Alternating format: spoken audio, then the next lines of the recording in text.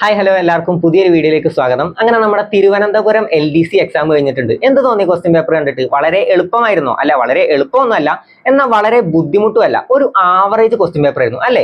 പ്രസ്താവന ചോദ്യങ്ങളാണ് കൂടുതലും വന്ന് കുഴപ്പിച്ചത് അല്ലെ? പ്രസ്താവന ചോദ്യങ്ങളാണ് കൂടുതലും വന്നത്. നമ്മുടെ സമയം പോകുന്നുള്ളത് മാത്രമേ ഉള്ളൂ, അധികം ബുദ്ധിമുട്ടിച്ചൊന്നുമില്ല. എന്നാൽ നമുക്കൊന്ന് വായിച്ചാൽ കിട്ടാനുള്ള ചോദ്യങ്ങളുള്ളൂ. എന്നാൽ പലരുടെ ഭാഗത്തുനിന്നും വരുന്ന ഒരു റെസ്പോൺസ് ആണ്, സാർ എനിക്ക് മാർക്ക് കുറഞ്ഞു പോയി, കട്ട് ഓഫ് 80ന് മുകളിൽ വരുമ്പോൾ പലർക്കും 90ന് മുകളിൽ മാർക്ക് ഉണ്ട്. നിങ്ങൾ ഇതൊന്നും മൈൻഡ് ചെയ്യാൻ പോണ്ട. ഇതിൽ 90% ആൾക്കാർക്കും ആ പറഞ്ഞ മാർക്കില്ല. അവരുടെ ഉദ്ദേശം എന്ന് പറയുന്നത് നിങ്ങളെ തളർത്തുക എന്നുള്ളത് മാത്രമാണ്. എനിക്ക് 99 മാർക്ക് ഉണ്ട്, കട്ട് ഓഫ് പൊന്തോ, കട്ട് ഓഫ് മടങ്ങോ, കട്ട് ഓഫ് ഒടിയോ എന്നൊക്കെ ചോദിച്ച് കുറെ കമന്റുകൾ വരും. നിങ്ങൾ അതൊന്നും മൈൻഡ് ചെയ്യാൻ പോണ്ട. നിങ്ങൾക്ക് കിട്ടിയ മാർക്ക് നിങ്ങൾക്ക് അർഹിച്ചതാണെങ്കിൽ ഈ ജോലി നിങ്ങൾക്ക് എന്തായാലും കിട്ടും. നിങ്ങളുടെ കഷ്ടപ്പാടിന്റെ ഫലം നിങ്ങൾക്ക് ലഭിക്കുക തന്നെ ചെയ്യും. അപ്പൊ നിങ്ങൾ അതൊന്നും ആലോചിച്ച് ടെൻഷൻ ആവണ്ട. അപ്പൊ നമുക്ക് നേരെ വീഡിയോയിലേക്ക് കിടക്കാം. ഈ വീഡിയോ നിങ്ങൾക്ക് ഉപകാരപ്പെടുമെന്ന് തോന്നുകയാണെങ്കിൽ ഈ ചാനൽ സബ്സ്ക്രൈബ് ചെയ്യാൻ മറക്കരുത്. ഉപകാരപ്പെട്ട മാത്രം ചാനൽ സബ്സ്ക്രൈബ് ചെയ്യുക. നിങ്ങളുടെ അഭിപ്രായങ്ങൾ തീർച്ചയായും കമന്റായി രേഖപ്പെടുത്തുക. അപ്പൊ നമുക്ക് നേരെ വീഡിയോയിലേക്ക് കിടക്കാം.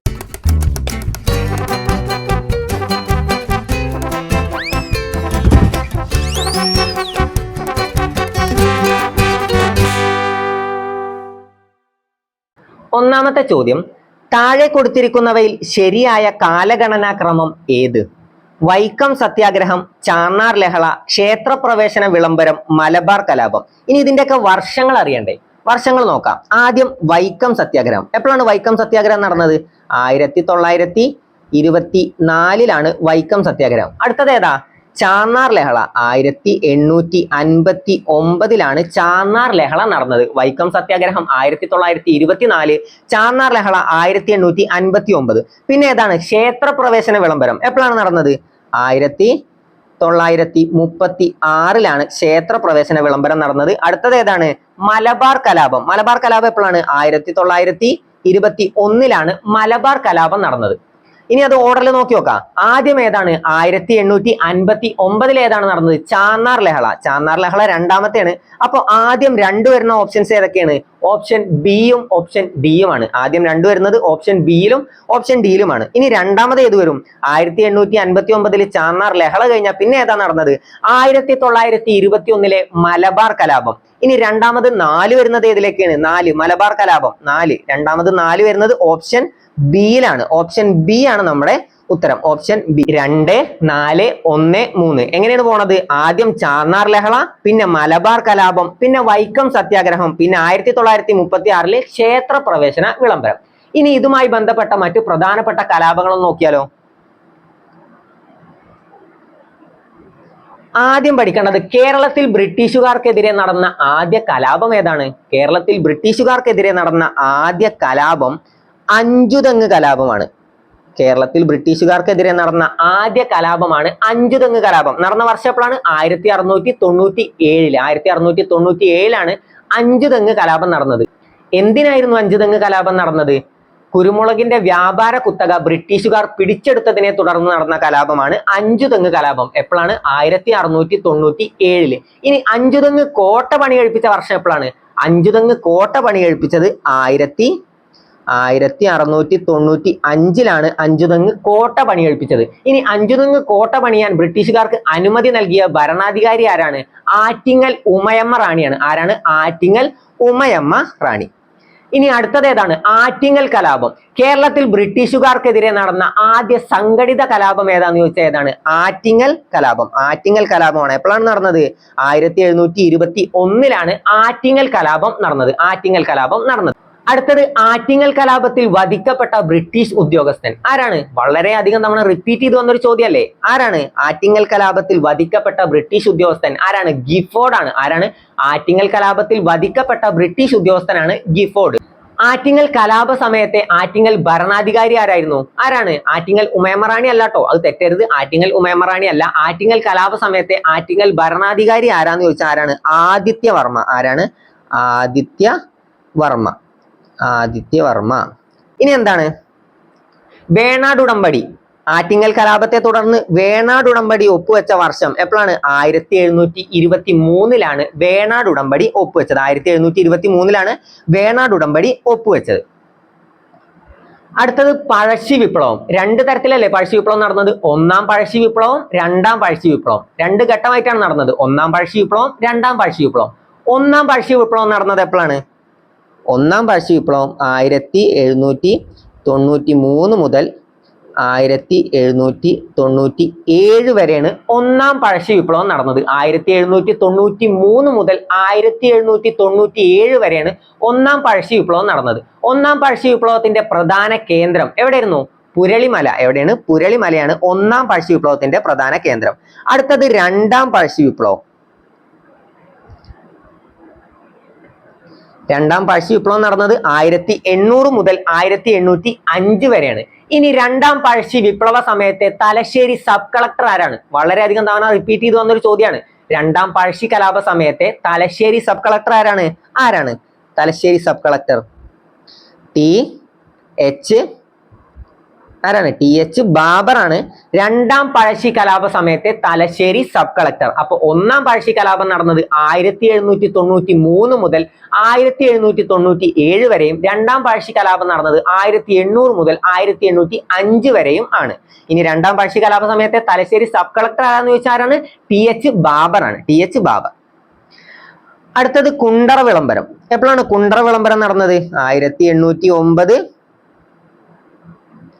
ജനുവരി 11 കുണ്ടറ വിളംബരം നടന്നത്. ആരാണ് കുണ്ടറ വിളംബരം നടത്തിയത്? വേലുത്തമ്പി ദളവയാണ് കുണ്ടറ വിളംബരം നടത്തിയത്. 1809 ജനുവരി 11 കുണ്ടറ വിളംബരം നടത്തിയത് വേലുത്തമ്പി ദളവ. അടുത്തത് കുറിച്യ കലാപം. കുറിച്യ കലാപം എപ്പോഴാണ് നടന്നത്? 1812. വർഷങ്ങൾ പഠിച്ചു വെക്കണം. കുറിച്യ കലാപം നടന്നത് 1812. കുറിച്യ കലാപങ്ങളുടെ നേതാവ് ആരാണ് കുറിച്യ കലാപം നയിച്ചത്? ആരാണ് നേതാവ്? രാമനമ്പി. രാമൻ നമ്പി എന്ന് തന്നാലും ഉത്തരം ശരിയാണ്. അപ്പോ കുറിച്യ കലാപത്തിന്റെ നേതാവാണ് രാമനമ്പി. വട്ടത്തൊപ്പിക്കാരെ പുറത്താക്കുക എന്നത് ഏത് സമരവുമായി ബന്ധപ്പെട്ടതാണ്? ഏത് കലാപവുമായി ബന്ധപ്പെട്ടതാണ് വട്ടത്തൊപ്പിക്കാരെ പുറത്താക്കുക എന്ന മുദ്രാവാക്യം? വട്ടത്തൊപ്പിക്കാരെ പുറത്താക്കുക കുറിച്യ കലാപവുമായി ബന്ധപ്പെട്ടതാണ് വട്ടത്തൊപ്പിക്കാരെ പുറത്താക്കുക എന്ന മുദ്രാവാക്യം. അടുത്തത് ചാന്നാർ ലഹള. ചാന്നാർ ലഹള എപ്പോഴാണ്? നമ്മളിപ്പോ പഠിച്ചു 1859 ചാന്നാർ ലഹള നടന്നത്. ചാന്നാർ ലഹള നടന്നത് 1859. ചാന്നാർ സ്ത്രീകൾക്ക് മാറുമറക്കാനുള്ള അവകാശം നൽകിയത് ആരാണ്? ഉത്രം തിരുനാളാണ്. ഉത്രം തിരുനാളാണ് ചാന്നാർ സ്ത്രീകൾക്ക് മാറുമറക്കാനുള്ള അവകാശം നൽകിയത്. അടുത്തത് ചാന്നാർ കലാപത്തിന് പ്രചോദനമേകിയ സാമൂഹ്യ പരിഷ്കർത്താവ് ആരാണ്? വൈകുണ്ഠ സ്വാമികളാണ്. വൈകുണ്ഠ സ്വാമികളാണ് ചാന്നാർ ലഹളക്ക് പ്രചോദനമേകിയത്. വൈകുണ്ഠ സ്വാമികളാണ് ചാന്നാർ ലഹളക്ക് പ്രചോദനമേകിയത്. ഓക്കെ ആണല്ലോ. ഇനി അടുത്തത് മലബാർ കലാപം. എപ്പോഴാണ് നമ്മൾ പഠിച്ചു? മലബാർ കലാപം 1921 മലബാർ കലാപം നടന്നത്. മലബാർ കലാപത്തിന്റെ പ്രധാന കേന്ദ്രം എന്നറിയപ്പെടുന്നത് എവിടെയാണ്? തിരൂരങ്ങാടിയാണ്. തിരൂരങ്ങാടി. മലബാർ കലാപത്തിന്റെ കേന്ദ്രമാണ് തിരൂരങ്ങാടി. ഓക്കെ ആണല്ലോ. മലബാർ കലാപത്തിന്റെ പ്രധാന കേന്ദ്രം എന്നറിയപ്പെടുന്നത് തിരൂരങ്ങാടി. മലബാർ കലാപത്തിന് പെട്ടെന്നുണ്ടായ കാരണം എന്താണ്? പൂക്കോട്ടൂർ കലാപമാണ്. പൂക്കോട്ടൂർ കലാപം. മലബാർ കലാപത്തെ ആസ്പദമാക്കി ദുരവസ്ഥ എന്ന കൃതി രചിച്ചത് ആരാണ്? ദുരവസ്ഥ എന്ന കൃതി രചിച്ചത് കുമാരനാശാനും സുന്ദരികളും സുന്ദരന്മാരും എന്ന കൃതി രചിച്ചത് ഉറൂബുമാണ്. സുന്ദരികളും സുന്ദരന്മാരും എന്ന കൃതി മലബാർ കലാപത്തെ ആസ്പദമാക്കി രചിച്ചത് ആരാണ്? ഉറൂബാണ്. ദുരവസ്ഥ എന്ന കൃതി രചിച്ചത് കുമാരനാശാനാണ്. അടുത്തത് വാഗൺ ട്രാജഡി. എപ്പോഴാണ് വാഗൺ ട്രാജഡി നടന്നത്? 1921 നവംബർ 10. SCRT ഉത്തരം നവംബർ 10 എന്നാണ്. November 10 1921 November 10. ഇനി വാഗൺ ട്രാജഡി റിപ്പോർട്ട് ചെയ്ത സ്റ്റേഷൻ ഏതാണ്? പോത്തന്നൂരാണ്. പോത്തന്നൂർ. അടുത്തത് ബ്ലാക്ക് ഹോൾ ഓഫ് പോത്തന്നൂർ എന്ന് വാഗൺ ട്രാജഡിയെ വിശേഷിപ്പിച്ചത് ആരാണ്? ബ്ലാക്ക് ഹോൾ ഓഫ് പോത്തന്നൂർ എന്ന് വാഗൺ ട്രാജഡിയെ വിശേഷിപ്പിച്ചത് ആരാണ്? സുമിത് സർക്കാരാണ്. സുമിത് സർക്കാർ. ഇനി വാഗൺ ട്രാജഡിയെ കുറിച്ച് അന്വേഷിക്കാൻ നിയമിച്ച കമ്മീഷൻ ഏതാണ്? AR നേപ്പ് കമ്മീഷനാണ്. AR നേപ്പ് കമ്മീഷനാണ്. അടുത്തത് ഉപ്പു സത്യാഗ്രഹം. ഉപ്പു സത്യാഗ്രഹം നടന്ന വർഷം എപ്പോഴാണ്? 1930 ഉപ്പു സത്യാഗ്രഹം നടന്നത്. 1930 ഉപ്പു സത്യാഗ്രഹം നടന്നത്. കേരളത്തിൽ ഉപ്പു സത്യാഗ്രഹത്തിന്റെ നേതാവ് ആരായിരുന്നു? കെ കേളപ്പനാണ്. കേളപ്പൻ. ആ പേര് എവിടെയെങ്കിലും കേട്ടിട്ടുണ്ടോ? കേരള ഗാന്ധി എന്നറിയപ്പെടുന്നത് ആരാണ്? കേളപ്പനാണ്. കേരള ഗാന്ധി എന്നറിയപ്പെടുന്നത് കേളപ്പനാണ്. ഇനി രണ്ടാം ബർദോളി എന്നറിയപ്പെടുന്ന സ്ഥലം ഏതാണ്? രണ്ടാം ബർദോളി എന്നറിയപ്പെടുന്ന സ്ഥലം പയ്യന്നൂരാണ്. വരിക വരിക സഹചര എന്ന ഗാനം രചിച്ചത് ആരാണ്? അംശി നാരായണപിള്ള. ഉപ്പു സത്യാഗ്രഹ ജാഥയിൽ വരിക വരിക സഹചര എന്ന ഗാനം ആലപിച്ചത് ആരാണ്? അംശി നാരായണപിള്ള. അടുത്തത് ഉപ്പു സത്യാഗ്രഹത്തിന്റെ, കേരളത്തിൽ ഉപ്പു സത്യാഗ്രഹത്തിന്റെ പൈലറ്റ് എന്നറിയപ്പെടുന്നത് ആരാണ്? കേരളത്തിൽ ഉപ്പു സത്യാഗ്രഹത്തിന്റെ പൈലറ്റ് എന്നറിയപ്പെടുന്നത് മൊയ്യാരത്ത് ശങ്കരനാണ്. ആരാണ്? മൊയ്യാരത്ത് ശങ്കരൻ. അടുത്തത് വൈക്കം സത്യാഗ്രഹം. വൈക്കം സത്യാഗ്രഹം എപ്പോഴാണ് നടന്നത്? 1924 വൈക്കം സത്യാഗ്രഹം നടന്നത്. വൈക്കം സത്യാഗ്രഹത്തിന്റെ നേതാവ് ആരായിരുന്നു? ടി.കെ. മാധവനാണ്. വൈക്കം സത്യാഗ്രഹത്തിന്റെ നേതാവ് ടി.കെ. മാധവൻ. വൈക്കം സത്യാഗ്രഹത്തെ തുടർന്ന് സവർണ ജാഥ നയിച്ചത് ആരാണ്? വൈക്കം സത്യാഗ്രഹത്തെ തുടർന്ന് സവർണ ജാഥ നയിച്ചത് മന്നത്ത് പത്മനാഭനാണ്. മന്നത്ത് പത്മനാഭൻ. അടുത്തത് ഗുരുവായൂർ സത്യാഗ്രഹം. ഗുരുവായൂർ സത്യാഗ്രഹം എപ്പോഴാണ്? 1931 ഗുരുവായൂർ സത്യാഗ്രഹത്തിന്റെ നേതാവ് ആരായിരുന്നു? കെ കേളപ്പനാണ്. കേരള ഗാന്ധി എന്നറിയപ്പെടുന്ന കെ കേളപ്പനാണ് ഗുരുവായൂർ സത്യാഗ്രഹത്തിന്റെ നേതാവ്. കേരളത്തിൽ ഉപ്പു സത്യാഗ്രഹത്തിന് നേതൃത്വം നൽകിയത് ആരാണ്? കെ കേളപ്പനാണ്. അടുത്തത് ക്ഷേത്ര പ്രവേശന വിളംബരം എപ്പോഴാണ്? നമ്മളിപ്പോ പഠിച്ചോളൂ. 1936 ക്ഷേത്ര പ്രവേശന വിളംബരം നടന്നത്.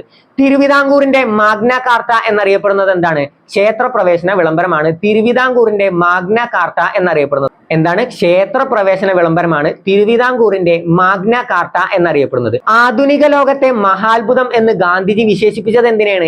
ക്ഷേത്ര പ്രവേശന വിളംബരത്തെയാണ് ആധുനിക ലോകത്തെ മഹാത്ഭുതം എന്ന് ഗാന്ധിജി വിശേഷിപ്പിച്ചത്. അതുപോലെ തന്നെ തിരുവിതാംകൂറിന്റെ മാഗ്ന കാർട്ട എന്നറിയപ്പെടുന്നത് ക്ഷേത്ര പ്രവേശന വിളംബരമാണ്. അടുത്തത് മൊറാഴ സമരം എപ്പോഴാണ് നടന്നത്? 1940 മൊറാഴ സമരം നടന്നത്. 1940 ആദ്യത്തെ കമ്മ്യൂണിസ്റ്റ് സമരം എന്നറിയപ്പെടുന്നത് ഏതാണ്? മൊറാഴ സമരമാണ് ആദ്യത്തെ കമ്മ്യൂണിസ്റ്റ് സമരം. അടുത്തത് കീഴരിയൂർ ബോംബ് കേസ് എപ്പോഴാണ്? കീഴരിയൂർ ബോംബ് കേസ് നടന്നത് 1942 കീഴരിയൂർ ബോംബ് കേസുമായി ബന്ധപ്പെട്ട് അറസ്റ്റിലായ വ്യക്തി ആരാണ്? K B Menon. Keezhariyur bomb കേസുമായി ബന്ധപ്പെട്ട് അറസ്റ്റിലായ വ്യക്തിയാണ് K B Menon. Doctor K B Menon. അടുത്തത് പുന്നപ്ര വയലാർ സമരം എപ്പോഴാണ് നടന്നത്? പുന്നപ്ര വയലാർ സമരം 1946 പുന്നപ്ര വയലാർ സമരം നടന്നത്. പുന്നപ്ര വയലാർ സമരം 1946. തുലാം 10 സമരം എന്നും അറിയപ്പെടുന്നു. എന്താണ് അറിയപ്പെടുന്നത്? തുലാം 10 സമരം. തുലാം 10 സമരം എന്നറിയപ്പെടുന്നത് ഏതാണ്? പുന്നപ്ര വയലാർ സമരമാണ് തുലാം 10 സമരം എന്നറിയപ്പെടുന്നത്.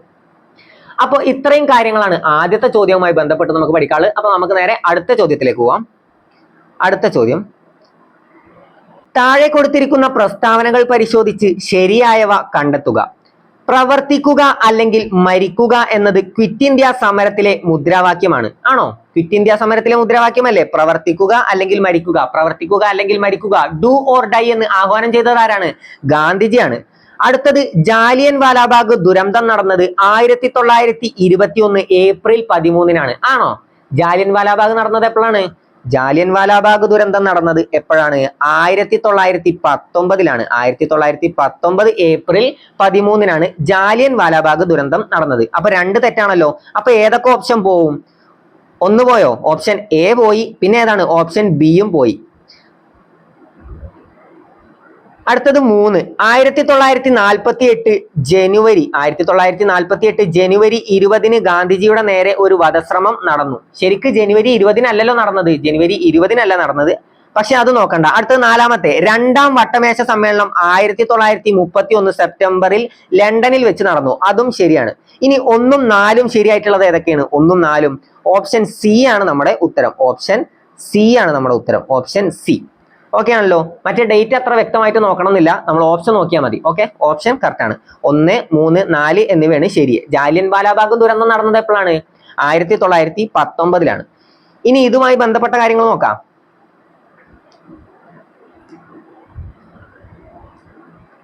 പ്രവർത്തിക്കുക അല്ലെങ്കിൽ മരിക്കുക എന്തുമായി ബന്ധപ്പെട്ടതാണ്? ക്വിറ്റ് ഇന്ത്യ സമരം. ക്വിറ്റ് ഇന്ത്യ സമരം എപ്പോഴാണ് നടന്നത്? 1942 ക്വിറ്റ് ഇന്ത്യ സമരം നടന്നത്. ക്വിറ്റ് ഇന്ത്യ സമര നായകൻ എന്നറിയപ്പെടുന്നത് ആരാണ്? ഗാന്ധിജിയാണോ? ക്വിറ്റ് ഇന്ത്യ സമര നായകൻ എന്നറിയപ്പെടുന്നത് ആരാണ്? ജയപ്രകാശ് നാരായണാണ് ക്വിറ്റ് ഇന്ത്യ സമര നായകൻ എന്നറിയപ്പെടുന്നത്. എന്നാൽ ക്വിറ്റ് ഇന്ത്യ സമര നായിക എന്നറിയപ്പെടുന്നത് ആരാണ്? അരുണ അസഫ് അലിയാണ്. അരുണ അസഫ് അലിയാണ് ക്വിറ്റ് ഇന്ത്യ സമര നായിക എന്നറിയപ്പെടുന്നത്. ഇനി മുസ്ലിം ലീഗിന്റെ മുദ്രാവാക്യം എന്തായിരുന്നു? ക്വിറ്റ് ഇന്ത്യ സമരത്തോടനുബന്ധിച്ച് മുസ്ലിം ലീഗ് ഉയർത്തിയ മുദ്രാവാക്യമാണ് വിഭജിക്കുക പുറത്തു പോവുക. എന്താണ്? വിഭജിക്കുക പുറത്തു പോവുക. അവസാന ബഹുജന മുന്നേറ്റമായിരുന്നു. അവസാന ബഹുജന മുന്നേറ്റമാണ് ഏത്? ക്വിറ്റ് ഇന്ത്യ സമരം. ക്വിറ്റ് ഇന്ത്യ സമരമാണ് അവസാന ബഹുജന മുന്നേറ്റം. ഏത് വർഷമാണ് നടന്നത്? 1942. പ്രവർത്തിക്കുക അല്ലെങ്കിൽ മരിക്കുക എന്ന മുദ്രാവാക്യം ഏതുമായി ബന്ധപ്പെട്ടതാണ്? ക്വിറ്റ് ഇന്ത്യ സമരം. മുസ്ലിം ലീഗ് ഉയർത്തിയ മുദ്രാവാക്യം ഏതാണ്? വിഭജിക്കുക, പുറത്തു പോവുക. ക്വിറ്റ് ഇന്ത്യ സമര നായകൻ ആരാണ്? ജയപ്രകാശ് നാരായൺ. ക്വിറ്റ് ഇന്ത്യ സമര നായിക അരുണ ആസിഫ് അലിയാണ്. അടുത്തത് ജാലിയൻ വാലാബാഗ്. 1919 ഏപ്രിൽ 13. 1919 ഏപ്രിൽ 13 ജാലിയൻ വാലാബാഗ് കൂട്ടക്കൊല നടന്നത്. ജാലിയൻ വാലാബാഗ് കൂട്ടക്കൊല നടന്നത് എപ്പോഴാണ്? 1919 ഏപ്രിൽ 13. കാരണമായ നിയമം, ജാലിയൻ വാലാബാഗ് കൂട്ടക്കൊലക്ക് കാരണമായ നിയമം ഏതാണ്? റൗലറ്റ് നിയമമാണ്. ഏതാണ്? റൗലറ്റ് നിയമം. രാക്ഷസീയമായ ഒരു നടപടി എന്ന് ജാലിയൻ വാലാബാഗിനെ വിശേഷിപ്പിച്ചത് ആരാണ്? വിൻസ്റ്റൺ ചർച്ചിലാണ്. വിൻസ്റ്റൺ ചർച്ചിലാണ്. ബ്രിട്ടീഷ് പ്രധാനമന്ത്രിയായ വിൻസ്റ്റൺ ചർച്ചിലാണ് രാക്ഷസീയമായ ഒരു നടപടി എന്ന് ജാലിയൻ വാലാബാഗ് കൂട്ടക്കൊലയെ വിശേഷിപ്പിച്ചത്. അടുത്തത് ജാലിയൻ വാലാബാഗ് കൂട്ടക്കൊലയെ പറ്റി അന്വേഷിച്ച കമ്മീഷൻ ഏതാണ്? ഹണ്ടർ കമ്മീഷൻ ആണ്. ഏതാണ്? ഹണ്ടർ കമ്മീഷൻ ആണ് ജാലിയൻ വാലാബാഗ് കൂട്ടക്കൊലയെ കുറിച്ച് അന്വേഷിച്ച കമ്മീഷൻ. Hunter commission. ഇതിനോടനുബന്ധിച്ച് ജാലിയൻ വാലാബാഗ് കൂട്ടക്കൊലയോടനുബന്ധിച്ച് കൈസർ ഇ ഹിന്ദ് പദവി തിരികെ നൽകിയത് ആരാണ്? ഗാന്ധിജിയാണ് കൈസർ ഇ ഹിന്ദ് പദവി തിരികെ നൽകിയത്. സർ പദവി ഉപേക്ഷിച്ചത് ആരാണ്? രവീന്ദ്രനാഥ ടാഗോർ ആണ് സർ പദവി ഉപേക്ഷിച്ചത്. അടുത്തത് ഗാന്ധിജിക്ക് നേരെ വധശ്രമം നടന്നത് എപ്പോഴൊക്കെയാണ്? 1948. നമ്മൾ പഠിച്ചു 1948 ജനുവരി 30 നടന്നത്. 1948 ജനുവരി 30 ഗാന്ധിജിക്ക് നേരെ വധശ്രമം നടന്നത്. എപ്പോഴാണ്? 1948 ജനുവരി 30. ആരാണ് നടത്തിയത്? നാഥുറാം വിനായക് ഗോഡ്സെയാണ്. നാഥുറാം വിനായക് ഗോഡ്സെ. അടുത്തത് എപ്പോഴാണ് നടന്നത്? അതിന് മുമ്പ് എപ്പോ നടന്നു? 1934. ആരാ നടത്തിയത്? ശിവരാം രാജ് ഗോപാൽ. ശിവരാം രാജഗോപാലാണ് 1934 ഗാന്ധിജിക്കെതിരെ വധശ്രമം നടത്തിയത്. പക്ഷേ പരാജയപ്പെട്ടു. 1948 ജനുവരി 30 നാഥുറാം വിനായക് ഗോഡ്സെയാണ് നടത്തിയത്. അടുത്തത് വട്ടമേശ സമ്മേളനം. എപ്പോഴൊക്കെയാണ് വട്ടമേശ സമ്മേളനം നടന്നത്? 1930, 31, 32.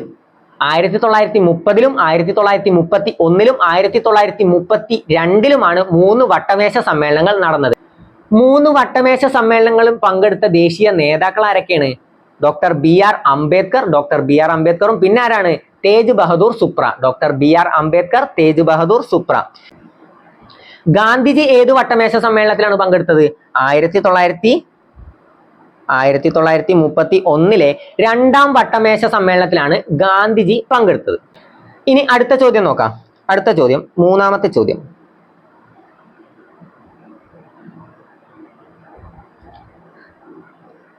താഴെ കൊടുത്ത പ്രസ്താവനകളിൽ നോർത്ത് അറ്റ്ലാന്റിക് ട്രീറ്റി ഓർഗനൈസേഷനുമായി ബന്ധമില്ലാത്തത് നാറ്റോ. നോർത്ത് അറ്റ്ലാന്റിക് ട്രീറ്റി ഓർഗനൈസേഷനുമായി ബന്ധമില്ലാത്തത്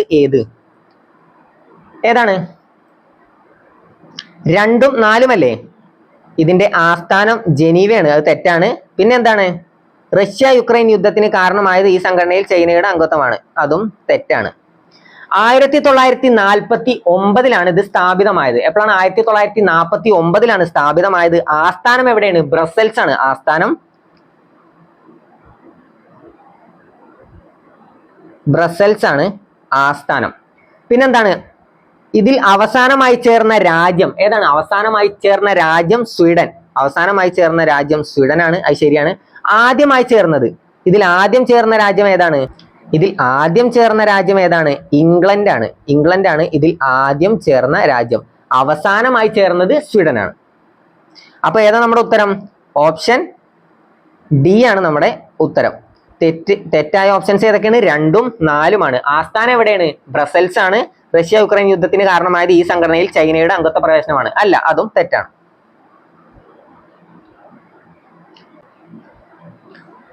അടുത്ത ചോദ്യം, താഴെ കൊടുത്ത ജോഡികളിൽ തെറ്റായ ജോഡി ഏത്? Robespierre, Jacobin club. അത് ശരിയല്ലേ? അത് ശരിയാണ്. April theses, VI Lenin. അതും ശരിയാണ്. ശരിയല്ലേ? സ്പിരിറ്റ് ഓഫ് ലോ, വോൾട്ടയർ ആണോ? സ്പിരിറ്റ് ഓഫ് ലോ വോൾട്ടയർ ആണോ? അല്ലല്ലോ. സ്പിരിറ്റ് ഓഫ് ലോ ആരാണ്? മോണ്ടസ്ക്യൂ ആണ്. ആരാണ്? Montesquieu. Spirit of law Montesquieu ആണ്. Spirit of law Montesquieu. Long March Mao Tse Tung. അപ്പൊ ഇതിൽ തെറ്റായ ഉത്തരം ഏതാണ്? തെറ്റായത് ഏതാണ്? ഓപ്ഷൻ 3 ആണ്. അപ്പോൾ ഓപ്ഷൻ എ ആണ് നമ്മുടെ ഉത്തരം. Option A. ഇനി ഇതുമായി ബന്ധപ്പെട്ട മറ്റു കാര്യങ്ങൾ നോക്കാം.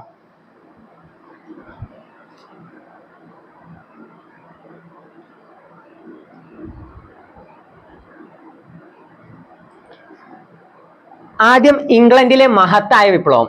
രക്തരഹിത വിപ്ലവം, കൊട്ടാര വിപ്ലവം, പ്യൂരിറ്റൈൻ വിപ്ലവം, മതപരമായ വിപ്ലവം എന്നൊക്കെ അറിയപ്പെടുന്ന വിപ്ലവം ഏതാണ്? ഇംഗ്ലണ്ടിലെ മഹത്തായ വിപ്ലവമാണ്. എന്തൊക്കെ അറിയപ്പെടുന്നു? രക്തരഹിത വിപ്ലവം, കൊട്ടാര വിപ്ലവം, മതപരമായ വിപ്ലവം, പ്യൂരിറ്റൈൻ വിപ്ലവം എന്നൊക്കെ അറിയപ്പെടുന്നു. അതിനെ മഹത്തായ വിപ്ലവം, ഇംഗ്ലണ്ടിലെ മഹത്തായ വിപ്ലവത്തെ മഹത്തായ വിപ്ലവം എന്ന് വിശേഷിപ്പിച്ചത് ആരാണ്? ജോൺ ഹാംപ്ടൺ ആണ്. ആരാണ്? ജോൺ ഹാംപ്ടൺ ആണ് മഹത്തായ വിപ്ലവം എന്ന് വിശേഷിപ്പിച്ചത്. അടുത്തത് അമേരിക്കൻ വിപ്ലവം. അതിൽ ബോസ്റ്റൺ ടീ പാർട്ടി നടന്ന വർഷം ചോദിക്കൂലേ? എപ്പോഴാണ്? 1773 December 16. December 16 Boston tea party നടന്നത്. Boston tea party 1773 December 16. അടുത്തത് ഒന്നാം കോണ്ടിനെന്റൽ കോൺഗ്രസ് എപ്പോഴാണ് നടന്നത്? 1774 ഒന്നാം കോണ്ടിനെന്റൽ കോൺഗ്രസ് നടന്നത്. എവിടെ വെച്ചാണ് നടന്നത്? ഫിലാഡൽഫിയയിൽ വെച്ചിട്ടാണ് ഒന്നാം കോണ്ടിനെന്റൽ കോൺഗ്രസും രണ്ടാം കോണ്ടിനെന്റൽ കോൺഗ്രസും നടന്നത്. 1774 ഒന്നാം കോണ്ടിനെന്റൽ കോൺഗ്രസ് നടന്നത്. എവിടെ വെച്ചാണ്? ഫിലാഡൽഫിയയിൽ വെച്ചിട്ടാണ് നടന്നത്. എത്ര കോളനികളാണ് ആകെ ഉള്ളത്? ആകെ 13 കോളനികളാണ് ഉള്ളത്. അതിൽ പങ്കെടുക്കാത്ത കോളനി, ഒന്നാം കോണ്ടിനെന്റൽ കോൺഗ്രസിൽ പങ്കെടുക്കാത്ത കോളനി ഏതാണ്? ജോർജിയ. ജോർജിയ. ഒന്നാം കോണ്ടിനെന്റൽ കോൺഗ്രസിൽ പങ്കെടുക്കാത്ത കോളനിയാണ് ജോർജിയ. 13 കോളനികളിൽ ഒന്ന് പങ്കെടുത്തില്ല. ഏതാണ്? ജോർജിയ. അടുത്തത് രണ്ടാം കോണ്ടിനെന്റൽ കോൺഗ്രസ് എപ്പോഴാണ് നടന്നത്? രണ്ടാം കോണ്ടിനെന്റൽ കോൺഗ്രസ് 1775 രണ്ടാം കോണ്ടിനെന്റൽ കോൺഗ്രസ് നടന്നത്. 1775. രണ്ടാം കോണ്ടിനെന്റൽ കോൺഗ്രസിൽ ആരെയാണ് അവർ തലവനായി തെരഞ്ഞെടുത്തത്? ആരെയാണ്? George Washington. ആരെയാണ്? George Washington.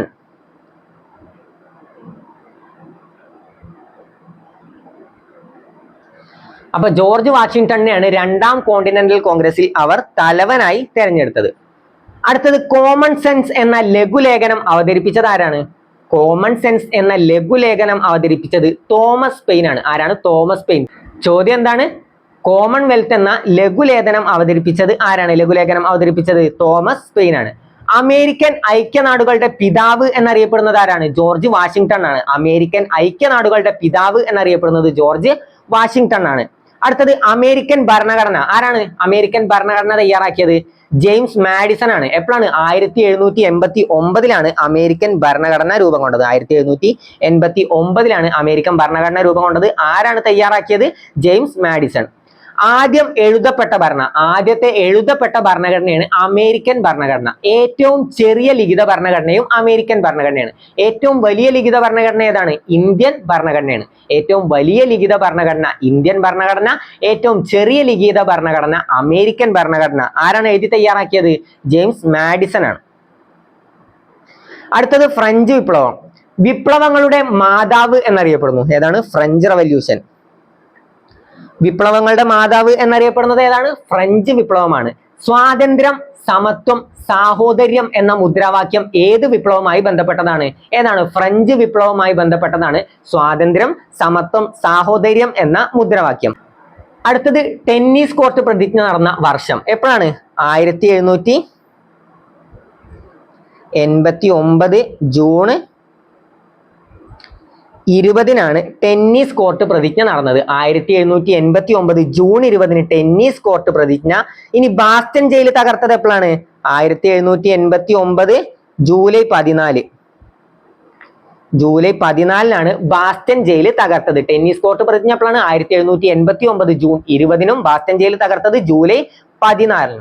ഫ്രഞ്ച് വിപ്ലവത്തിൽ വധിക്കപ്പെട്ട ശാസ്ത്രജ്ഞൻ ആരാണ്? ലാവോസിയർ. ആന്റോണിയോ ലാവോസിയർ ആണ് ഫ്രഞ്ച് വിപ്ലവത്തിൽ വധിക്കപ്പെട്ട ശാസ്ത്രജ്ഞൻ. എനിക്ക് ശേഷം പ്രളയം എന്ന് പറഞ്ഞത് ആരാണ്? ലൂയി 15 ലൂയി 15 എനിക്കു ശേഷം പ്രളയം എന്ന് പറഞ്ഞത്. ഇനി ഫ്രഞ്ച് വിപ്ലവത്തിന്റെ പിതാവ് എന്നറിയപ്പെടുന്നത് ആരാണ്? ഫ്രഞ്ച് വിപ്ലവത്തിന്റെ പിതാവ് എന്നറിയപ്പെടുന്നത് വോൾട്ടയർ ആണ്. ഫ്രഞ്ച് വിപ്ലവത്തിന്റെ പ്രവാചകൻ എന്നറിയപ്പെടുന്നത് റൂസോ. ഫ്രഞ്ച് വിപ്ലവത്തിന്റെ പ്രവാചകൻ എന്നറിയപ്പെടുന്നത് ആരാണ്? റൂസോ. ഫ്രഞ്ച് വിപ്ലവത്തിന്റെ പിതാവ് വോൾട്ടയർ. ഫ്രഞ്ച് വിപ്ലവത്തിലെ ശിശു എന്നറിയപ്പെടുന്നത് നെപ്പോളിയൻ ആണ്. ഫ്രഞ്ച് വിപ്ലവത്തിലെ ശിശു എന്നറിയപ്പെടുന്നത് നെപ്പോളിയൻ ആണ്. ഇനി ദ സോഷ്യൽ കോൺട്രാക്ട് എന്ന കൃതിയുടെ രചയിതാവ് ആരാണ്? റൂസോ ആണ്. ദ സോഷ്യൽ കോൺട്രാക്ട് എന്ന കൃതി രചിച്ചത് ആരാണ്? റൂസോ ആണ്. ഫ്രാൻസ് തുമ്മിയാൽ യൂറോപ്പിനാകെ ജലദോഷം പിടിക്കുമെന്ന് പറഞ്ഞത് ആരാണ്? മെറ്റേണിക് ആണ് ഫ്രാൻസ് തുമ്മിയാൽ യൂറോപ്പിനാകെ ജലദോഷം എന്ന് പറഞ്ഞത്. സ്വാതന്ത്ര്യമായി ജനിക്കുന്ന മനുഷ്യൻ ചങ്ങലക്കൂട്ടിലാണ് എന്ന് പറഞ്ഞത് ആരാണ്? റൂസോ ആണ്.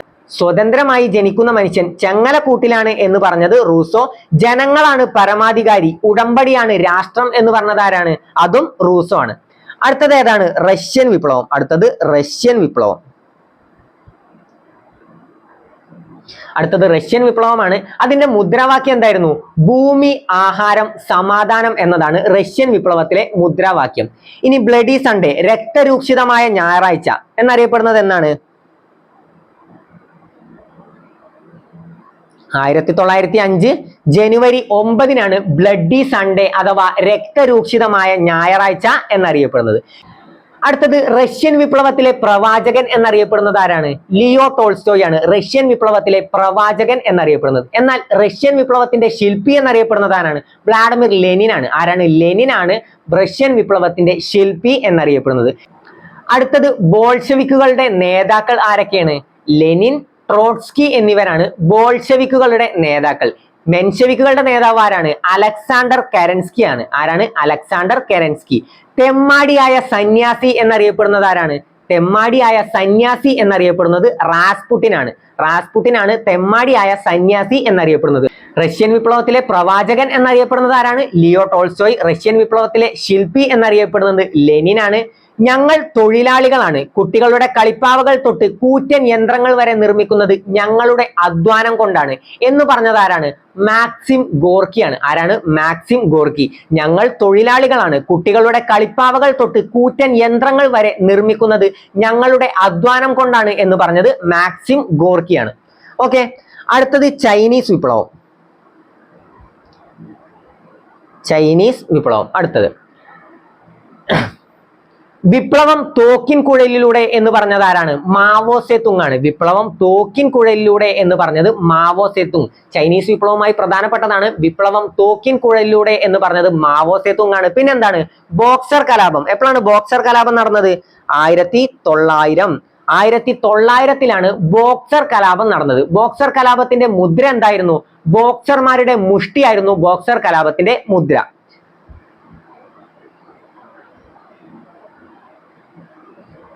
അപ്പോൾ ഇത്രയും കാര്യങ്ങളാണ് ആ ചോദ്യവുമായി ബന്ധപ്പെട്ട് നമുക്ക് പഠിക്കാനുള്ളത്. ഇനി അടുത്ത ചോദ്യം നോക്കാം.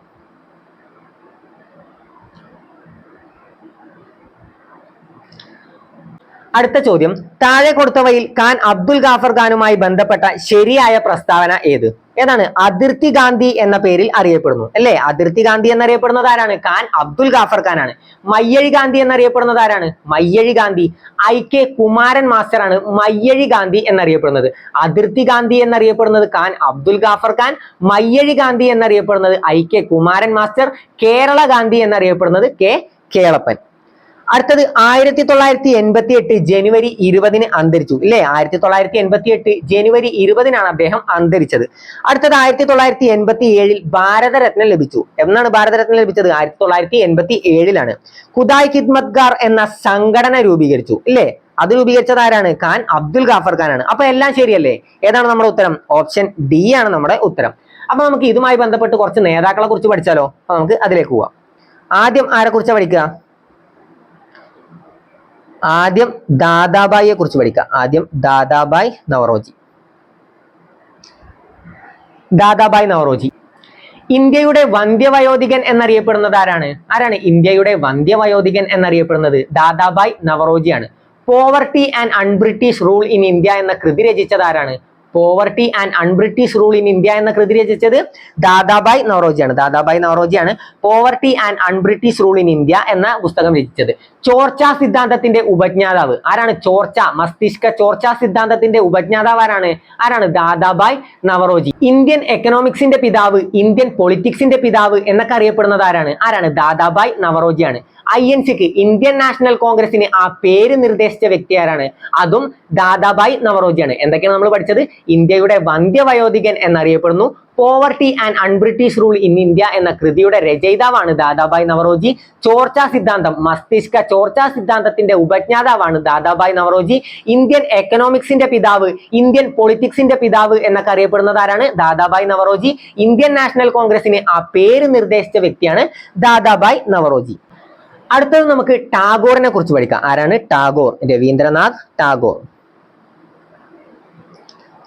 ഗുരുദേവ് എന്നറിയപ്പെടുന്നത് ആരാണ്? ആരാണ് ഗുരുദേവ് എന്നറിയപ്പെടുന്നത്? രവീന്ദ്രനാഥ് ടാഗോർ ആണ് ഗുരുദേവ് എന്നറിയപ്പെടുന്നത്. ആദ്യമായി ഇന്ത്യയിൽ നോബൽ സമ്മാനം ലഭിച്ചത്, അല്ലെങ്കിൽ നോബൽ സമ്മാനം ലഭിച്ച ആദ്യ ഇന്ത്യക്കാരൻ ആരാണ്? ആരാണ്? രവീന്ദ്രനാഥ് ടാഗോറിനാണ് ആദ്യമായി നോബൽ സമ്മാനം ലഭിച്ചത്. ഇന്ത്യയിൽ ആദ്യമായി നോബൽ സമ്മാനം ലഭിച്ചത് സാഹിത്യത്തിനാണ് ലഭിച്ചത്. എന്തിനാണ്? സാഹിത്യത്തിനാണ് ലഭിച്ചത്. ഏത് വർഷമാണ് ലഭിച്ചത്? 1913 അദ്ദേഹത്തിന് നോബൽ സമ്മാനം ലഭിച്ചത്. 1913 നോബൽ സമ്മാനം ലഭിച്ചത്. ഗാന്ധിജിയെ മഹാത്മാ എന്ന് വിശേഷിപ്പിച്ചത് ആരാണ്? രവീന്ദ്രനാഥ് ടാഗോർ ആണ് ഗാന്ധിജിയെ മഹാത്മാ എന്ന് വിശേഷിപ്പിച്ചത്. അതുപോലെ തന്നെ നെഹ്റുവിനെ ഋതുരാജൻ എന്ന് വിശേഷിപ്പിച്ചത് ആരാണ്? നെഹ്റുവിനെ ആരാണ് ഋതുരാജൻ എന്ന് വിശേഷിപ്പിച്ചത്? രവീന്ദ്രനാഥ് ടാഗോർ ആണ്. ജനഗണമന രചിച്ചത് ആരാണ്? ജനഗണമന രചിച്ചത് രവീന്ദ്രനാഥ് ടാഗോർ ആണ്. ഇന്ത്യയുടെ ദേശീയ ഗാനമായ ജനഗണമന രചിച്ചത് രവീന്ദ്രനാഥ് ടാഗോർ ആണ്. കാലത്തിന്റെ കവിൾത്തടത്തിലെ കണ്ണീർ തുള്ളി എന്ന് താജ്മഹലിനെ വിശേഷിപ്പിച്ചത് ആരാണ്? ആരാണ് താജ്മഹലിനെ കാലത്തിന്റെ കവിൾത്തടത്തിലെ കണ്ണീർ തുള്ളി എന്ന് വിശേഷിപ്പിച്ചത്? രവീന്ദ്രനാഥ് ടാഗോർ ആണ് കാലത്തിന്റെ കവിൾത്തടത്തിലെ കണ്ണീർ തുള്ളി എന്ന് താജ്മഹലിനെ വിശേഷിപ്പിച്ചത്. ടാഗോറിന്റെ മറ്റു കൃതികൾ ഏതെല്ലാമാണ്? ഗോര, ഗീതാഞ്ജലി, കാബൂളിവാല, പോസ്റ്റ് ഓഫീസ് എന്നിവയെല്ലാമാണ് രവീന്ദ്രനാഥ് ടാഗോറിന്റെ മറ്റു കൃതികൾ. ഏതൊക്കെയാണ്? ഗോര, ഗീതാഞ്ജലി, കാബൂളിവാല, പോസ്റ്റ് ഓഫീസ്. അടുത്ത് നമ്മൾ പഠിക്കാൻ പോകുന്നത് ബാലഗംഗാധര തിലകനെ കുറിച്ചാണ്. ആരാണ്? ബാലഗംഗാധര തിലക്. ബാലഗംഗാധര തിലക്. ലോകമാന്യ എന്നറിയപ്പെടുന്നത് ആരാണ്? ആരാണ് ലോകമാന്യ എന്നറിയപ്പെടുന്നത്? ആരാണ്? ബാലഗംഗാധര തിലകാണ് ലോകമാന്യ എന്നറിയപ്പെടുന്നത്. INCയുടെ തീവ്ര ദേശീയവാദികളുടെ നേതാവ് എന്നറിയപ്പെടുന്നു. INCയുടെ തീവ്ര വിഭാഗത്തിന്റെ നേതാവ് എന്നറിയപ്പെടുന്നത് ആരാണ്? ബാലഗംഗാധര തിലകാണ്. ഇന്ത്യൻ അശാന്തിയുടെ പിതാവ് ആരാണ്? ഇന്ത്യൻ അശാന്തിയുടെ പിതാവ് എന്നറിയപ്പെടുന്നത് ബാലഗംഗാധര തിലകാണ്. ഇന്ത്യൻ അശാന്തിയുടെ പിതാവ് എന്നറിയപ്പെടുന്നത്. ഇന്ത്യൻ അരാജകത്വത്തിന്റെ പിതാവ് എന്നറിയപ്പെടുന്നത് ആരാണ്? അതും ബാലഗംഗാധര തിലകാണ്. ഇന്ത്യയിൽ കുഴപ്പങ്ങളുടെ പിതാവ് എന്ന് ബ്രിട്ടീഷുകാർ വിശേഷിപ്പിച്ചത് ആരെയാണ്? ബാലഗംഗാധര തിലകിനെയാണ് ഇന്ത്യയിൽ കുഴപ്പങ്ങളുടെ പിതാവ് എന്ന് ബ്രിട്ടീഷുകാർ വിശേഷിപ്പിച്ചത്. ഇന്ത്യയിൽ കിരീടം വെക്കാത്ത രാജകുമാരൻ എന്നറിയപ്പെടുന്നത് ആരാണ്? ഇന്ത്യയിൽ കിരീടം വെക്കാത്ത രാജകുമാരൻ എന്നറിയപ്പെടുന്നത് ബാലഗംഗാധര തിലകാണ്. അദ്ദേഹത്തിന്റെ വാക്കുകൾ നോക്കാം. സ്വരാജ്യം എന്റെ ജന്മാവകാശമാണ്, അത് ഞാൻ നേടുക തന്നെ ചെയ്യും എന്ന് പറഞ്ഞത് ആരാണ്? സ്വരാജ്യം എന്റെ ജന്മാവകാശമാണ്, അത് ഞാൻ നേടുക തന്നെ ചെയ്യും എന്ന് പറഞ്ഞത് ബാലഗംഗാധര തിലകാണ്. INCയുടെ വാർഷിക സമ്മേളനത്തെ അവധിക്കാല വിനോദ പരിപാടികൾ എന്ന് വിശേഷിപ്പിച്ചത് ആരാണ്? INCയുടെ വാർഷിക സമ്മേളനങ്ങളെ അവധിക്കാല വിനോദ പരിപാടികൾ എന്ന് വിശേഷിപ്പിച്ചത് ആരാണ്? ബാലഗംഗാധര തിലകാണ്. മണ്ഡുകങ്ങളെ പോലെ വർഷത്തിൽ ഒരിക്കൽ കരഞ്ഞിട്ട് ഒന്നും നേടാനാകില്ല എന്ന് പറഞ്ഞത് ആരാണ്? മണ്ഡുകങ്ങളെ പോലെ വർഷത്തിൽ ഒരിക്കൽ കരഞ്ഞിട്ട് ഒന്നും നേടാനാകില്ല എന്ന് പറഞ്ഞത് ബാലഗംഗാധര തിലകാണ്. അടുത്തത് മെച്ചപ്പെട്ട വിദേശ ഭരണത്തെക്കാൾ നല്ലത് തദ്ദേശീയരുടെ മെച്ചമല്ലാത്ത ഭരണമാണ് എന്ന് പറഞ്ഞത് ആരാണ്? അതും ബാലഗംഗാധര തിലകാണ്. അപ്പൊ ഇന്ത്യൻ അശാന്തിയുടെ പിതാവ്, ഇന്ത്യൻ അരാജകത്വത്തിന്റെ പിതാവ്, പിന്നെന്താണ്? ഇന്ത്യയിൽ കുഴപ്പങ്ങളുടെ പിതാവ് എന്ന് ബ്രിട്ടീഷുകാർ വിശേഷിപ്പിച്ചത് ആരെയാണ്? അതും ബാലഗംഗാധര തിലകനെയാണ്. പഠിച്ചല്ലോ. അടുത്തത് ഗോപാലകൃഷ്ണ ഗോഖലെ. ഗോപാലകൃഷ്ണ ഗോഖലെ. അടുത്തത് ഗോപാലകൃഷ്ണ ഗോഖലെ. ഇന്ത്യൻ നാഷണൽ കോൺഗ്രസിലെ മിതവാദികളുടെ നേതാവ് എന്നറിയപ്പെടുന്നത് ആരാണ്? ആരാണ്? ഗോപാലകൃഷ്ണ ഗോഖലെയാണ് ഇന്ത്യൻ നാഷണൽ കോൺഗ്രസിൽ മിതവാദികളുടെ നേതാവ് എന്നറിയപ്പെടുന്നത്. തീവ്ര ദേശീയവാദികളുടെ നേതാവ് ആരാണ്? ബാലഗംഗാധര തിലകനാണ്. മിതവാദികളുടെ നേതാവ് എന്നറിയപ്പെടുന്നത് ഗോപാലകൃഷ്ണ ഗോഖലെയാണ്. ഗാന്ധിജിയുടെ രാഷ്ട്രീയ ഗുരു എന്നറിയപ്പെടുന്നത് ആരാണ്? ഗാന്ധിജിയുടെ രാഷ്ട്രീയ ഗുരു എന്നറിയപ്പെടുന്നത് ഗോപാലകൃഷ്ണ ഗോഖലെയാണ്. മഹാരാഷ്ട്ര സോക്രട്ടീസ് എന്നറിയപ്പെടുന്നത് ആരാണ്? ആരാണ് മഹാരാഷ്ട്ര സോക്രട്ടീസ് എന്നറിയപ്പെടുന്നത്? അതാരാണ്? ഗോപാലകൃഷ്ണ ഗോഖലെയാണ്. അടുത്തത് ആരെ കുറിച്ചാണ് പഠിക്കാനുള്ളത്? അടുത്തത് സർദാർ വല്ലഭായ് പട്ടേൽ. ആരാണ്? സർദാർ വല്ലഭായ് പട്ടേൽ. ഇന്ത്യയുടെ ഉരുക്കുമനുഷ്യൻ എന്നറിയപ്പെടുന്നത് ആരാണ്? ഇന്ത്യയുടെ ഉരുക്കുമനുഷ്യൻ എന്നറിയപ്പെടുന്നത് സർദാർ വല്ലഭായ് പട്ടേലാണ്. അതുപോലെ തന്നെ ഇന്ത്യയുടെ ബിസ്മാർക്ക് എന്നറിയപ്പെടുന്നത് ആരാണ്? ഇന്ത്യയുടെ ബിസ്മാർക്ക് എന്നറിയപ്പെടുന്നതും ഇന്ത്യയുടെ ഉരുക്കുമനുഷ്യൻ എന്നറിയപ്പെടുന്നതും സർദാർ വല്ലഭായ് പട്ടേലാണ്. ഇനി ഇന്ത്യയിൽ മൗലികാവകാശങ്ങളുടെ ശില്പി എന്നറിയപ്പെടുന്നത് ആരാണ്? അതും സർദാർ വല്ലഭായ് പട്ടേലാണ് മൗലികാവകാശങ്ങളുടെ ശില്പി എന്നറിയപ്പെടുന്നത്. അഖിലേന്ത്യാ സർവീസിന്റെ പിതാവ് എന്നറിയപ്പെടുന്നത് ആരാണ്? അതും സർദാർ വല്ലഭായ് പട്ടേലാണ്. അഖിലേന്ത്യാ സർവീസിന്റെ പിതാവ് എന്നറിയപ്പെടുന്നത് സർദാർ വല്ലഭായ് പട്ടേലാണ്. ഇന്ത്യയിലെ ആദ്യത്തെ ഉപപ്രധാനമന്ത്രിയാണ് സർദാർ വല്ലഭായ് പട്ടേൽ. ഓക്കെ ആണല്ലോ. അപ്പൊ ഇന്ത്യയുടെ ഉരുക്കു മനുഷ്യൻ എന്നറിയപ്പെടുന്നു, ഇന്ത്യയുടെ ബിസ്മാർക്ക് എന്നറിയപ്പെടുന്നു, അതുപോലെ തന്നെ എന്താണ്, മൗലിക അവകാശങ്ങളുടെ ശില്പി എന്നറിയപ്പെടുന്നത് ആരാണ്? അതും സർദാർ വല്ലഭായ് പട്ടേലാണ്. അടുത്തത് നമുക്ക് Ambedkar, doctor BR Ambedkar, doctor Bhimrao അംബേദ്കറിനെ കുറിച്ചാണ് പഠിക്കാനുള്ളത്. ഡോക്ടർ ഭീംറാവു അംബേദ്കർ, അദ്ദേഹത്തെ പറ്റി പ്രധാനമായിട്ടും അറിഞ്ഞിരിക്കേണ്ട കാര്യം എന്താണ്? ഭരണഘടനയുടെ പിതാവ്, ഇന്ത്യൻ ഭരണഘടനയുടെ പിതാവ് എന്നറിയപ്പെടുന്നത് ആരാണ്? ഇന്ത്യൻ ഭരണഘടനയുടെ പിതാവ് അല്ലെങ്കിൽ ഇന്ത്യൻ ഭരണഘടനയുടെ ശില്പി എന്നറിയപ്പെടുന്നത് ഡോക്ടർ BR അംബേദ്കർ ആണ്. ഡോക്ടർ ഭീംറാവു അംബേദ്കർ. ആധുനിക മനു എന്നറിയപ്പെടുന്നത് ആരാണ്? ആധുനിക മനു എന്നറിയപ്പെടുന്നത്? ആധുനിക മനു എന്നറിയപ്പെടുന്നത് ഡോക്ടർ BR അംബേദ്കർ ആണ്. ഡ്രാഫ്റ്റിംഗ് കമ്മിറ്റിയുടെ, ഭരണഘടനാ ഡ്രാഫ്റ്റിംഗ് കമ്മിറ്റിയുടെ ചെയർമാൻ ആരായിരുന്നു? ഡോക്ടർ BR അംബേദ്കർ ആണ്. കാളയെ പോലെ അധ്വാനിക്കൂ, മുനിയെ പോലെ ജീവിക്കൂ എന്ന് പറഞ്ഞത് ആരാണ്? കാളയെ പോലെ അധ്വാനിക്കൂ, ശേഷം മുനിയെ പോലെ ജീവിക്കൂ എന്ന് പറഞ്ഞത് ഡോക്ടർ BR അംബേദ്കർ ആണ്. 3 വട്ടമേശ സമ്മേളനങ്ങളും പങ്കെടുത്ത ഒരാളാണ് ആര്? Doctor BR Ambedkar. അടുത്തത് സുഭാഷ് ചന്ദ്രബോസ്. അടുത്തത് സുഭാഷ് ചന്ദ്രബോസ്. സുഭാഷ് ചന്ദ്രബോസ് നേതാജി എന്നറിയപ്പെടുന്നത് ആരാണ്? നേതാജി എന്നറിയപ്പെടുന്നത് സുഭാഷ് ചന്ദ്രബോസ് ആണ്. സുഭാഷ് ചന്ദ്രബോസിനെ നേതാജി എന്ന് വിളിച്ചത് മഹാത്മാ ഗാന്ധിയാണ്. ഗാന്ധിയെ രാഷ്ട്രപിതാവ് എന്ന് വിളിച്ചത് ആരാണ്? അത് സുഭാഷ് ചന്ദ്രബോസ് ആണ്. സുഭാഷ് ചന്ദ്രബോസിനെ നേതാജി എന്ന് വിളിച്ചത് ഗാന്ധിജിയും ഗാന്ധിജിയെ രാഷ്ട്രപിതാവ് എന്ന് വിളിച്ചത് സുഭാഷ് ചന്ദ്രബോസുമാണ്. INCയുടെ ആദ്യ തിരഞ്ഞെടുക്കപ്പെട്ട പ്രസിഡന്റ്, ഇന്ത്യൻ നാഷണൽ കോൺഗ്രസിലെ ആദ്യ തിരഞ്ഞെടുക്കപ്പെട്ട പ്രസിഡന്റ് ആണ് ആര്? സുഭാഷ് ചന്ദ്രബോസ്. ഇന്ത്യൻ നാഷണൽ കോൺഗ്രസിലെ ആദ്യ തിരഞ്ഞെടുക്കപ്പെട്ട പ്രസിഡന്റ് ആണ് സുഭാഷ് ചന്ദ്രബോസ്. നിസ്സഹകരണ പ്രസ്ഥാനം പിൻവലിച്ചതിനെ ദേശീയ ദുരന്തം എന്ന് വിശേഷിപ്പിച്ചത് ആരാണ്? നിസ്സഹകരണ പ്രസ്ഥാനം പിൻവലിച്ചതിനെ ദേശീയ ദുരന്തം എന്ന് വിശേഷിപ്പിച്ചത് ആരാണ്? സുഭാഷ് ചന്ദ്രബോസ് ആണ്. സുഭാഷ് ചന്ദ്രബോസ് ആണ് നിസ്സഹകരണ പ്രസ്ഥാനം പിൻവലിച്ചതിനെ ദേശീയ ദുരന്തം എന്ന് വിശേഷിപ്പിച്ചത്. ദണ്ഡി യാത്രയെ നെപ്പോളിയന്റെ എൽബയിൽ നിന്ന് പാരീസിലേക്കുള്ള യാത്രയുമായി താരതമ്യം ചെയ്തത് ആരാണ്? സുഭാഷ് ചന്ദ്രബോസ് ആണ്. ദണ്ഡി യാത്രയെ നെപ്പോളിയന്റെ എൽബയിൽ നിന്നും പാരീസിലേക്കുള്ള മടക്ക യാത്രയായി താരതമ്യം ചെയ്തത് സുഭാഷ് ചന്ദ്രബോസ് ആണ്.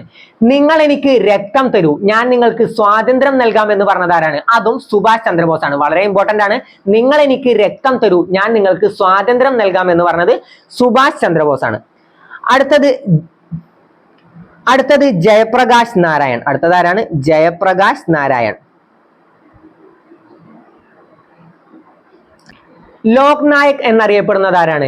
ജയപ്രകാശ് നാരായണനാണ് ലോക് നായക് എന്നറിയപ്പെടുന്നത്. ലോക് നായക് എന്നറിയപ്പെടുന്നത് ജയപ്രകാശ് നാരായണനാണ്. ക്വിറ്റ് ഇന്ത്യ സമര നായകൻ എന്നറിയപ്പെടുന്നത് ആരാണ്? ജയപ്രകാശ് നാരായണനാണ് ക്വിറ്റ് ഇന്ത്യ സമര നായകൻ എന്നറിയപ്പെടുന്നത്. ക്വിറ്റ് ഇന്ത്യ സമര നായിക എന്നറിയപ്പെടുന്നത് ആരാണ്? ക്വിറ്റ് ഇന്ത്യ സമര നായിക ആരാണ്? അരുണ അസഫ് അലിയാണ് ക്വിറ്റ് ഇന്ത്യ സമര നായിക എന്നറിയപ്പെടുന്നത്. സമ്പൂർണ്ണ വിപ്ലവം എന്ന മുദ്രാവാക്യം ആദ്യമായി ഉപയോഗിച്ച വ്യക്തി. സമ്പൂർണ്ണ വിപ്ലവം എന്ന മുദ്രാവാക്യം ആദ്യമായി ഉപയോഗിച്ച വ്യക്തിയാണ് ജയപ്രകാശ് നാരായൺ. അടുത്തത് സരോജിനി നായിഡു. സരോജിനി നായിഡു ഇന്ത്യയുടെ വാനമ്പാടി എന്നറിയപ്പെടുന്നത് ആരാണ്? സരോജിനി നായിഡു ആണ് ഇന്ത്യയുടെ വാനമ്പാടി എന്നറിയപ്പെടുന്നത്. സരോജിനി നായിഡു ആണ് ഇന്ത്യയുടെ വാനമ്പാടി എന്നറിയപ്പെടുന്നത്. ഭാരത കോകിലം എന്ന പേരിൽ അറിയപ്പെടുന്നത് ആരാണ്? ഭാരത കോകിലം എന്ന പേരിൽ അറിയപ്പെടുന്നത് അതും സരോജിനി നായിഡു ആണ്. സരോജിനി നായിഡു ആണ് ഭാരത കോകിലം എന്ന പേരിൽ അറിയപ്പെടുന്നത്. INC പ്രസിഡന്റായ ആദ്യ വനിതയാണ് സരോജിനി നായിഡു. INC പ്രസിഡന്റായ ആദ്യ വനിതയാണ് സരോജിനി നായിഡു. ഗാന്ധിയെ സ്നേഹപൂർവ്വം മിക്കി മൗസ് എന്ന് വിളിച്ചിരുന്നു. ആരാണ് ഗാന്ധിയെ സ്നേഹപൂർവ്വം മിക്കി മൗസ് എന്ന് വിളിച്ചിരുന്നത്? സരോജിനി നായിഡു. അപ്പൊ എന്താണ് അറിയപ്പെടുന്നത്? ഇന്ത്യയുടെ വാനമ്പാടി എന്നറിയപ്പെടുന്നു. ഇന്ത്യയുടെ വാനമ്പാടി എന്നറിയപ്പെടുന്നത് ആരാണ്? സരോജിനി നായിഡു. അപ്പോൾ ഇത്രയും ചോദ്യങ്ങളാണ് നമ്മൾ ഇന്നത്തെ ക്ലാസ്സിൽ ഡിസ്കസ് ചെയ്യുന്നത്. ഇതിന്റെ ബാക്കി ചോദ്യങ്ങളും അനുബന്ധ വിവരങ്ങളും നമ്മൾ അടുത്ത ക്ലാസ്സിൽ അപ്ലോഡ് ചെയ്യുന്നതാണ്. ഈ വീഡിയോ കണ്ടിട്ട് നിങ്ങൾക്ക് ഉപകാരപ്പെട്ടു എന്ന് തോന്നുകയാണെങ്കിൽ മാത്രം ഈ ചാനൽ സബ്സ്ക്രൈബ് ചെയ്യുക. നിങ്ങളുടെ വിലയേറിയ അഭിപ്രായങ്ങൾ തീർച്ചയായും കമന്റ് ആയി രേഖപ്പെടുത്തുക. അപ്പോൾ അടുത്ത വീഡിയോയുമായിട്ട് നമുക്ക് വീണ്ടും കാണാം. താങ്ക്